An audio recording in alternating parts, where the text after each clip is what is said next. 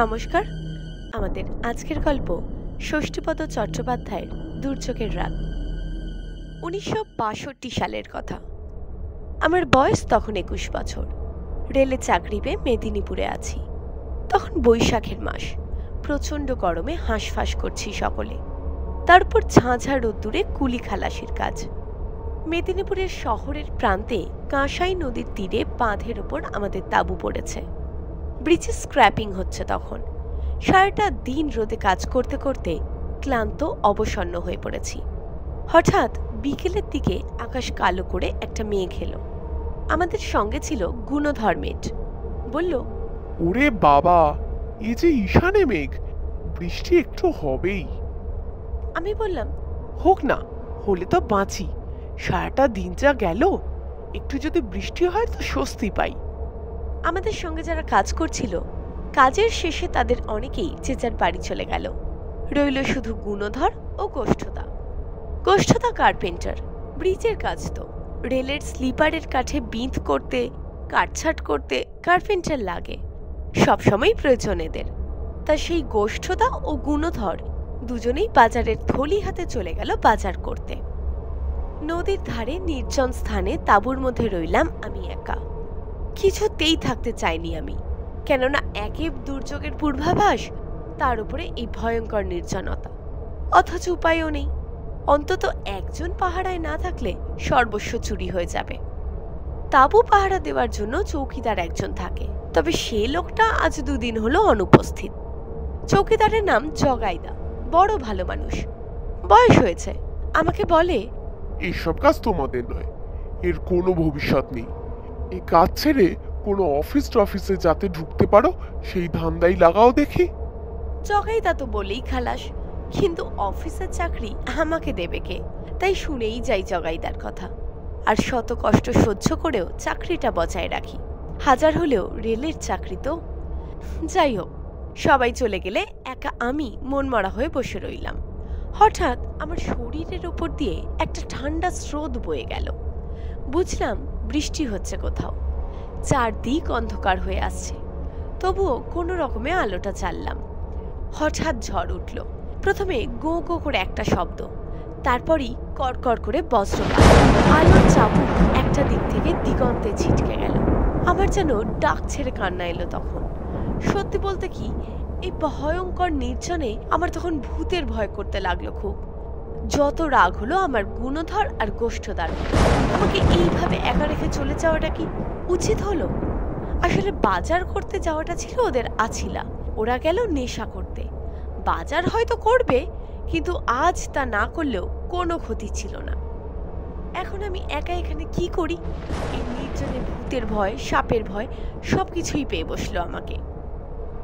এই দুঃসময় মনে মনে ভগবানকে ডাকতে লাগলাম। এমনকি এও ঠিক করলাম, এই চাকরি আর নয়, কাল সকাল হলেই পালাবো। গার্ডেন ব্রিজের কর্তাদের বলবো শালিমারে পোস্টিং দেন তো ভালো, তা না হলে ইস্তফা। আমার এইসব চিন্তা ভাবনার মধ্যেই দেখি টর্চ হাতে কে যেন একজন দ্রুত আমার দিকে ধেয়ে আসছে। শুধু আসছেই নয়, আমার নাম ধরেও ডাকছে। আমি তাঁবু থেকে বেরিয়ে এসেই দেখি জগাইদা। জগাইদা রক্তচক্ষুতে বললেন, শয়তান দুটো কোথায় রে? বললাম, ওরা তো বাজারে গেছে। বাজারে গেছে?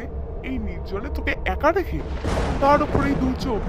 আমি না থাকলেই দেখি ওদের সাহস বেড়ে যায়।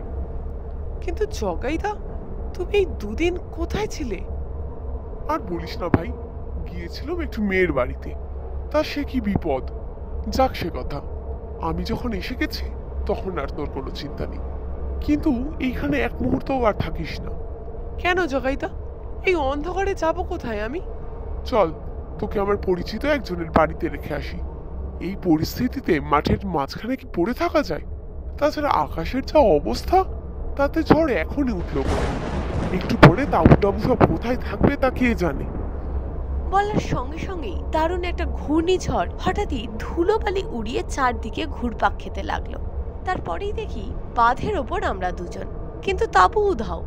তারপর নামলো বৃষ্টি। জগাইদা ভিজে ভিজেই আমাকে নিয়ে এলেন এক গোয়ালার বাড়ি। এসে হাঁকডাক করতেই বাড়ির লোকজন বেরিয়ে এলো। জগাইদার বিশেষ পরিচিত এরা। জগাইদা বললেন, আজ রাতটুকুর মতোই ছেলেটাকে তোমাদের বাড়িতে একটু আশ্রয় দাও দেখিনি। ভদ্রলোকের ছেলে ওইরকম ফাঁকা জায়গায় এই দুর্যোগে থাকতে পারে কখনো? আমি তো আশ্রয় পেলাম, কিন্তু জগাইদা? বললাম, জগাইদা, তুমি কোথায় যাবে?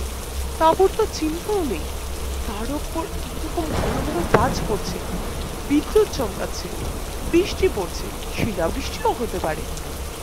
জগাইদা বলল, ও, আমি যে চৌকিদার, এটাই তো আমার ডিউটি ভাইয়া। না হলে রেলের অত দামি দামি যন্ত্রপাতি একটু চোখের আড়াল হলে আর একটু অবশিষ্ট থাকবে না। সে তো বুঝলাম, কিন্তু এই দুর্যোগে তুমি থাকবে কি করে? আমার জন্য চিন্তা করিস না, আমরা হচ্ছি জলকাদার মানুষ, এসব আমাদের গা সওয়া। আমি সে রাতে গোয়ালার বাড়িতে আশ্রয় পেয়ে সত্যিই বেঁচে গেলাম।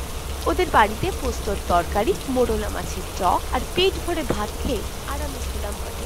কিন্তু জগাইদার চিন্তায় আমার ঘুম হলো না, কেননা জগাইদা চলে যাওয়ার পর দুর্যোগ আরো প্রবল রূপ ধারণ করলো। ঘন ঘন বাজ পড়ার শব্দে বুকের ভেতরটা পর্যন্ত কেঁপে উঠতে লাগলো আমার।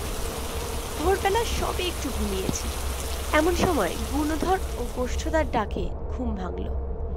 দুর্যোগ কাটলেও অন্ধকার তখনও কাটেনি, একেবারেই নিশিভোর যাকে বলে। গুণধর বলল, শোন, আমরা স্টেশন ধরে যাচ্ছি জগাইদাকে দেখতে। তুই সকাল না হওয়া পর্যন্ত এখানেই থাক, বেলায় একেবারে শ্মশানে চলে যাবি। চমকে উঠলাম আমি। সে কি, কেন? মেয়ের বাড়ি থেকে ফেরার পথে জগাইদা সাপের কামড়ে মারা গেছে। একেবারে জাত কেউটেই কেটেছে জগাইদাকে, বুঝলি? দারুণ বিস্তার। আমার সারা গায়ে যেন কাটা দিয়ে উঠল। ওদের কথা যদি সত্যি হয়, তাহলে কাল সন্ধেবেলা কে আমাকে এই বাড়িতে পৌঁছে দিয়ে গেল? আমি সকাল হতেই সেই গোয়ালার বাড়ি থেকে বেরিয়ে নদীর ধারে আমাদের সেই কর্মস্থলে গিয়ে পৌঁছালাম। তখন সেখানে অনেক লোকজন, আমাদের কুলিখালাসিরাও আছে। সবাই বলল, আমরা তোমার কথাই ভাবছিলাম গো, কি দুর্যোগই না গেল কাল। তিনজন সহকর্মীকে হারালাম। জগাইদা তো মেয়ের বাড়ি থেকে ফেরার পথে সাপের কামড়ে মরল। গুণধর আর গোষ্ঠ মরল ফাঁকা মাঠে বজ্রাঘাতে। কখন? কাল সন্ধেবেলা নেশা করতে গিয়ে। আমার তো হাত পা তখন ঠান্ডা হয়ে গিয়েছে। এমনও হয় নাকি? আমি আর এক মুহূর্ত সেখানে না দাঁড়িয়ে স্টেশনের পথ ধরলাম। সেই শেষ। এই ছিল আমাদের আজকের গল্প। যদি আজকের গল্পটি আপনাদের ভালো লাগে, তাহলে অবশ্যই ভিডিওটিকে লাইক করুন এবং চ্যানেলটাকে সাবস্ক্রাইব করুন।